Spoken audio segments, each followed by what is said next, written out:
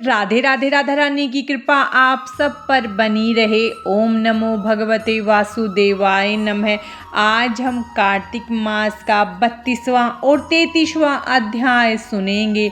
तो चलिए हम 32वां अध्याय शुरू करते हैं। उद्यापन का पूर्ण विधि विधान बतलाने के पश्चात सूत जी बोले, हे ऋषियों, यदि किसी में उद्यापन की सामर्थ्य न हो तो कुछ ब्राह्मणों को भोजन करा दे। ब्राह्मण न मिले तो गाय, पीपल अथवा वट वृक्ष का पूजन करे, क्योंकि पीपल विष्णु का तथा वट भगवान शिव का रूप है। इसी प्रकार पलाश ब्रह्मा जी का रूप माना जाता है।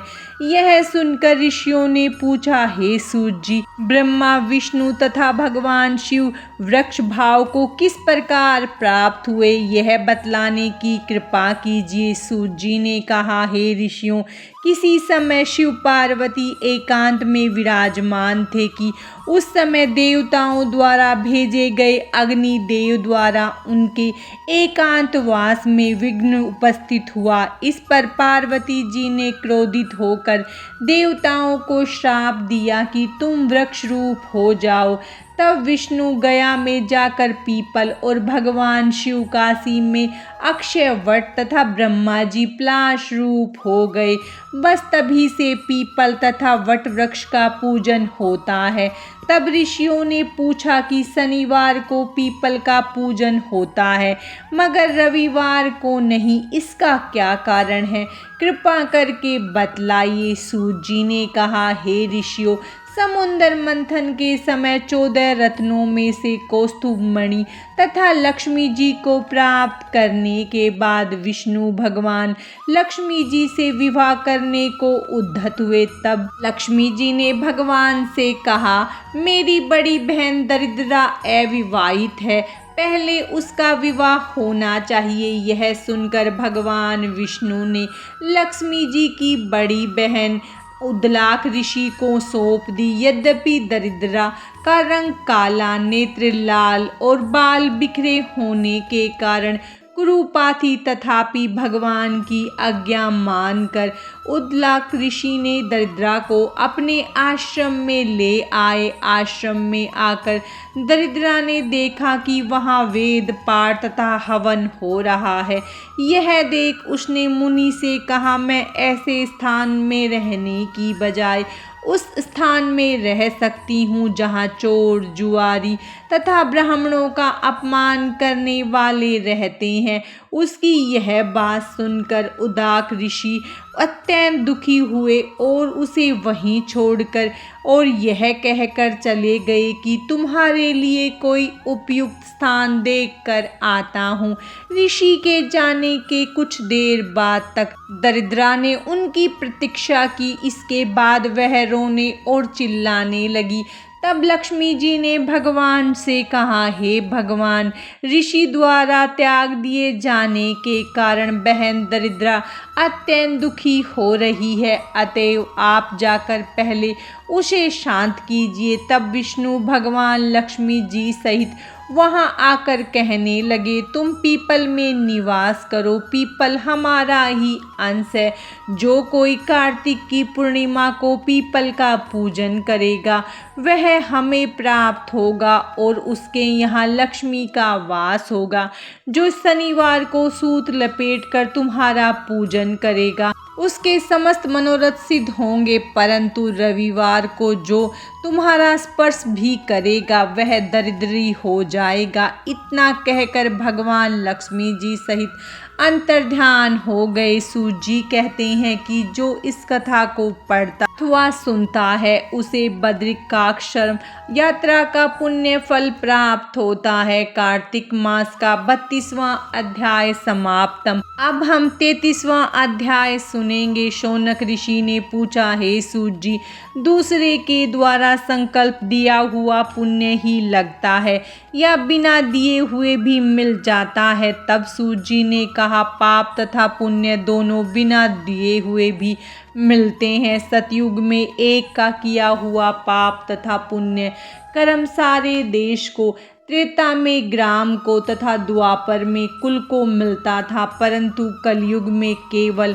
कृता करने वाले को ही पाप और पुण्य मिलता है। एक पात्र में साथ साथ भोजन करने वाले को पाप व पुण्य का आधा भाग मिलता है। दूसरे की निंदा करने वाले, सुनने वाले अथवा चिंतन करने वाले को भी पाप पुण्य मिलता है। दूसरे का द्रव्य चुरा कर दान देने वाला पाप का भागी होता है। पाप या पुण्य का उपदेश करने वाले को छठा अंश प्राप्त होता है। प्रजा का छठा अंश राजा को प्राप्त होता है। इसी प्रकार शिष्य से गुरु, पिता से पुत्र तथा स्त्री से पति भी छठा अंश पाते हैं, परंतु स्त्री पति का आधा पुण्य पाती है। इस प्रकार बिना दिए भी एक दूसरे को पाप और पुण्य की प्राप्ति होती है। इस संबंध में अत्यंत पुण्य देने वाली एक प्राचीन इतिहास सुनो। एक समय उज्जैनी नामक नगरी में धनेश्वर नाम का ब्राह्मणोचित कर्मों से रहित जुआरी, मदिरा पीने वाला, वैश्यागामी, रसकमल तथा खाल बेचने वाला अत्यंत पापी ब्राह्मण रहता था।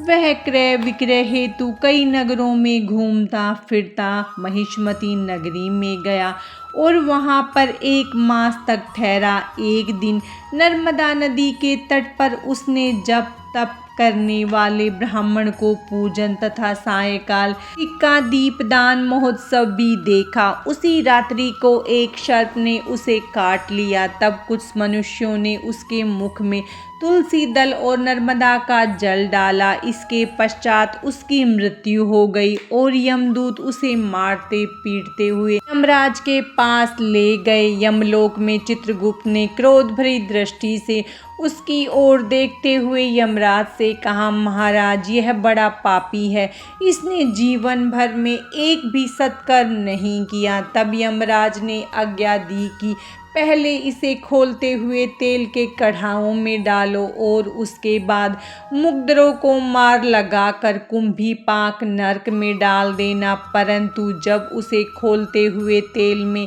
डाला गया तो तेल एकदम शीतल हो गया। जब यह बात यमराज ने सुनी तो वे आश्चर्यचकित हुए। ठीक उसी समय नारद मुनि यमराज की सभा में आ पहुँचे। तब यमराज के पूछने पर नारद जी ने कहा, धनेश्वर महापापी होने पर भी कार्तिक मास का व्रत करने वालों के सत्संग के प्रभाव से पुण्य आत्मा हो गया है। मृत्यु के समय नर्मदा का जल तथा तुलसी दल उसके मुख में छोड़े गए। विष्णु भगवान का नाम भी इसके कानों में पड़ा। बस इसी कारण इसके सारे पाप क्षय हो गए।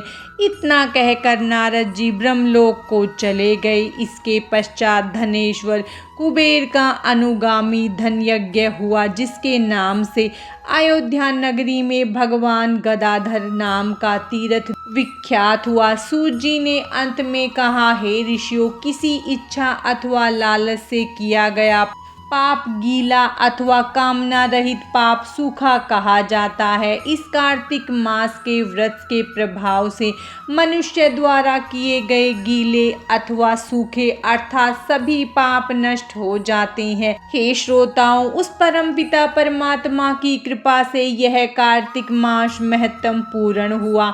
जो इसके अनुरूप आचरण करेगा वह तो जीवन में सभी सुख और जन्म में मोक्ष को प्राप्त होगा ही। श्रद्धा पूर्वक इसके पढ़ने, सुनने और सुनाने वाला भी असीम पुण्य फल प्राप्त करेगा। कार्तिक मास का 33वां अध्याय समाप्तम। भगवान श्री हरि विष्णु और माता लक्ष्मी की कृपा आप सब पर सदा बनी रहे।